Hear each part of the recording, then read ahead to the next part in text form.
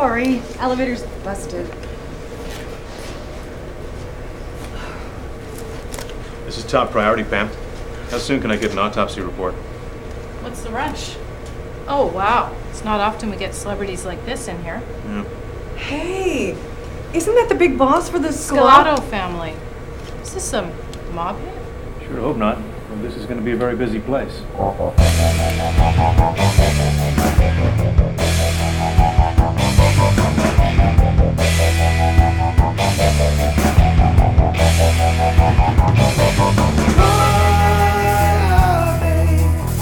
Essential skill. I really need to know.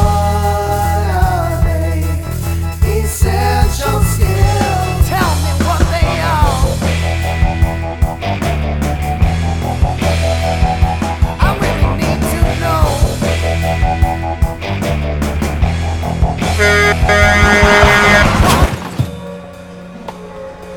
Poor guy. Couldn't have seen that coming, eh? Must have been in a hurry to get out of the way of this gravel truck. You see who the Vic was? Head of the Scalato family, El Scalato. God, be kidding. Now, the way I see it is, he wasn't trying to outrun the truck. He was pushed. It's obviously a mob hit. You know, mob boss, driving on the highway. Look at the dented bumper, the yellow paint. You see it all the time with these mob guys. Excuse me, Officer. Jenkins. Well, first of all, given your theory, someone facing an oncoming truck would surely make an attempt to stop, and skid marks would provide evidence of this. However, if you look closely, you will see the only skid marks are those of the truck's attempt to stop. Secondly, if you had spoken to the driver of the truck, you would know that he observed only one single vehicle. And finally, if you examine the bumper carefully, you will see oxidation, evidence that the damage was sustained some time ago.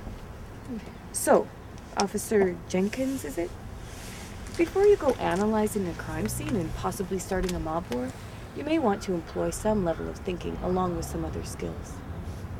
You do know that there are 9 essential skills that underlie everything that we do. Perhaps you'd like to come down to the ESI lab and we can teach you about these skills that provide the basis for work, learning, and life. And that includes crime scene analysis. I think we better let the ESI agents do their job. Hey, Helena, come over here and take a look at this. I've examined the scene carefully, and it looks like this points to a mechanical problem. Fresh oil. You know what? This happened to a friend of mine once. He was driving down a highway and his car just quit. The cause? Drop in oil pressure due to a faulty hose. Here's that document you asked for.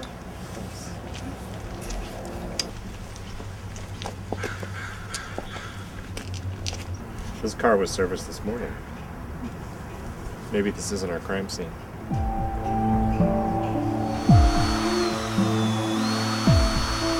Still nothing, eh? I don't. I really don't. Please, drop the drill. Go home, Eddie. This wasn't a hit.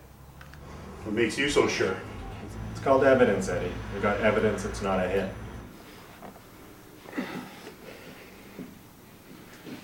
Better be right. We'll be back. Yeah, I'll be sure to give you a call. Are you okay? I'm fine. What was that all about? It seems the car you fixed had a mechanical problem that may have caused the car to stop in the middle of an intersection, right in the path of a gravel truck. You get the picture? We found a work order with a list of repairs with your shop's name on it. Do you own this shop? No. Jake won't be back today. Maybe you can help us. Do I need a lawyer? Do you have anything to hide? No. Listen, we just need some information. We know you know this customer, Al Scalato. Yeah, sure do. In fact, it was the last job we did this morning, right here in this bay. I was working back here.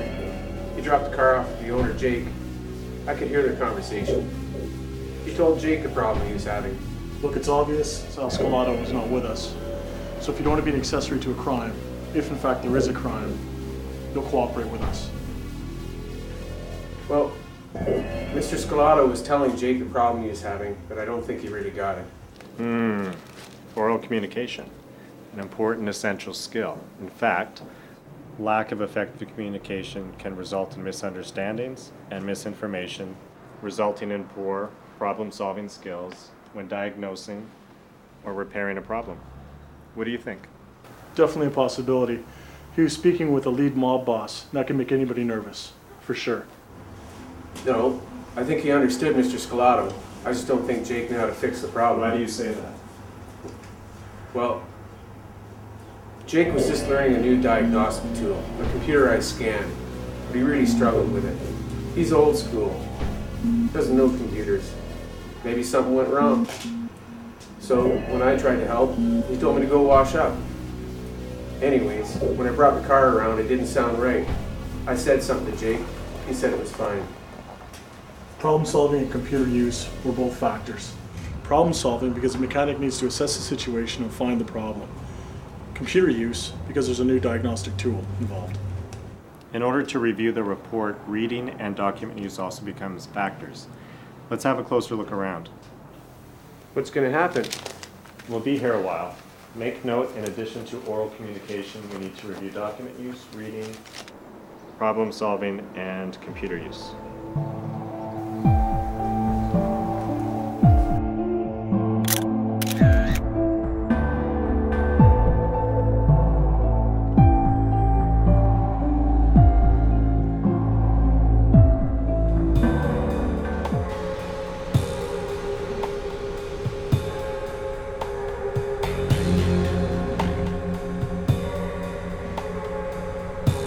Sam, can we explain what happened yet?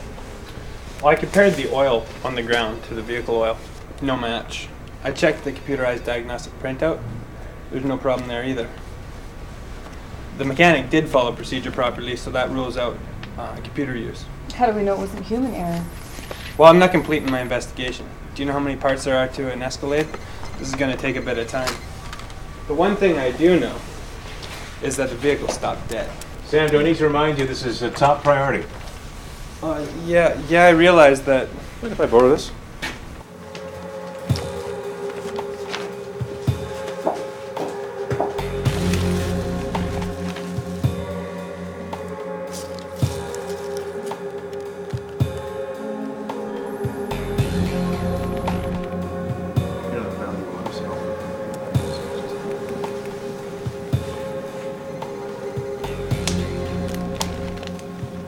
The evidence from Jake's auto shop? Yeah.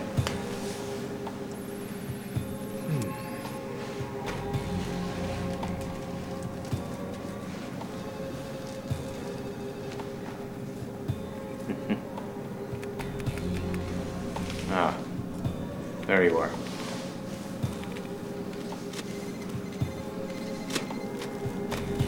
Get this over to Sam.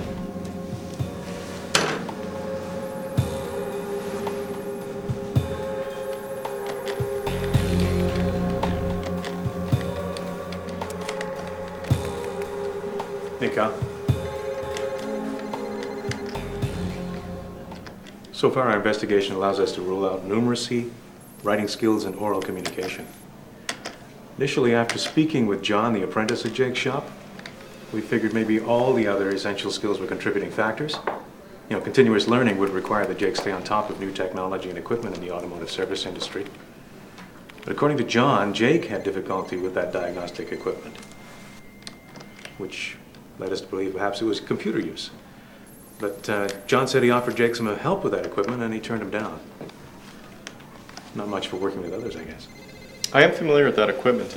It generates a report, a document that displays information in a format that Jake was probably not familiar with. And some of the information contains written text, which requires reading skills. And locating that information is critical for Jake's ability to problem solve and or use thinking skills to properly diagnose and repair Mr. Scalato's car.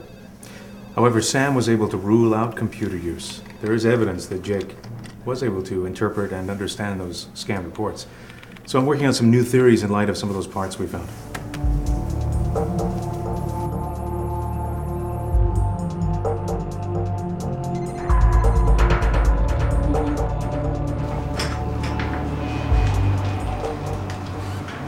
must be Jake. Yes. Anything I can help you with? I'm Jeff Grisson from the Essential Skills Investigation Team. Can I show you something? Can you tell us what that is? Yeah, it's a locking clip for a fuel pump power wire connector. Anything else I can help you with? Do you understand the serious nature and consequence of your negligence? Are you aware, as a journeyman automotive mechanic, it's incumbent on you to check factory service bulletins and recalls? Continuous learning. It's your responsibility. If you'd have checked your data information system, you would have found Factory Service Bulletin 99-2001, which states, when disconnecting the fuel pump power wire harness from the vehicle's main wiring harness, the wire retaining clip may dislodge and fall out of the connector. When reinstalling the connectors, the wire harness is to be fully inspected to ensure the clip is securely in place. If that clip's not in place, any one of the wires can dislodge, causing the engine to suddenly accelerate, to jerk, or even shut down without any chance of restart. This is a photograph of the accident scene. See the potholes here? The victim was attempting to cross a highway in front of an oncoming truck. He accelerated over the potholes and the engine shut down.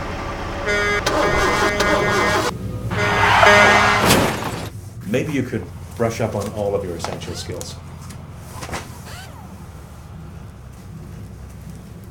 You know, we all would have thought this mobster was going to die from a piece of lead, not a piece of plastic.